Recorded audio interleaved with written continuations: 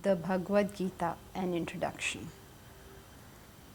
The Bhagavad Gita is a manual for life and living.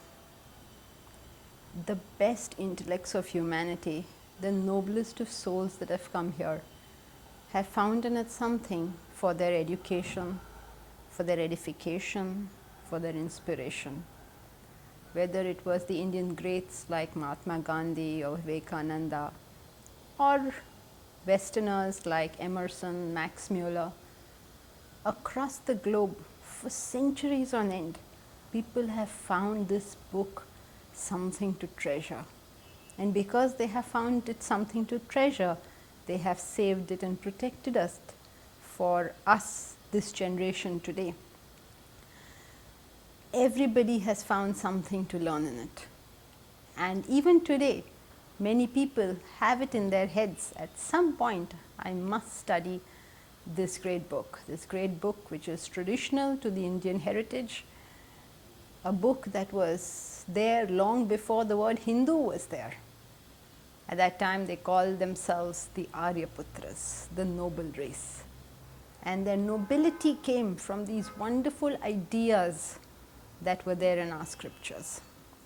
Ideas that help us attain three things in life. In fact, in Krishna's first few words, he tells us what this knowledge does for us. He tells us that you become first and foremost materially very prosperous when you understand these ideas.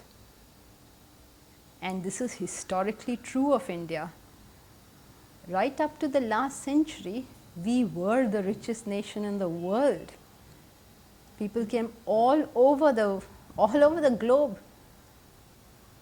to loot us, to get this wealth. And we have fragments of this wealth even today in various parts of the world, India included. This knowledge gives us huge prosperity. So much so that India was the richest country for centuries on end. We were not a overnight phenomenon, we were there. So the first thing this knowledge gives us is it makes our material life very good. The second thing this knowledge gives us is that it makes us mentally peaceful. The most peaceful people in this world have found their roots in Indian culture. We were known for this. Those people across the globe who didn't come here to get our wealth came here to find our peace. So this knowledge, which is there inherent in Indians even today, somewhere it is there, it makes us on the whole a peaceful lot. But if we were to really know the knowledge, there would be nothing that would interrupt our peace. We would be prosperous, we would be peaceful. But this knowledge also tells us one other thing. Our life is not meant just to become prosperous and just to become peaceful. This should be just normal life. That we are prosperous, that we are peaceful, this is normal stuff. No big deal in that. This knowledge takes us further to what is the very goal of human existence. What are we here on planet Earth for? Why are we here? It takes us towards our edification, to find out our mission in life, to attain that highest thing that only human beings are capable of attaining. So this knowledge gives us three things. It gives us prosperity, it gives us peace, and it gives us our development as a human being.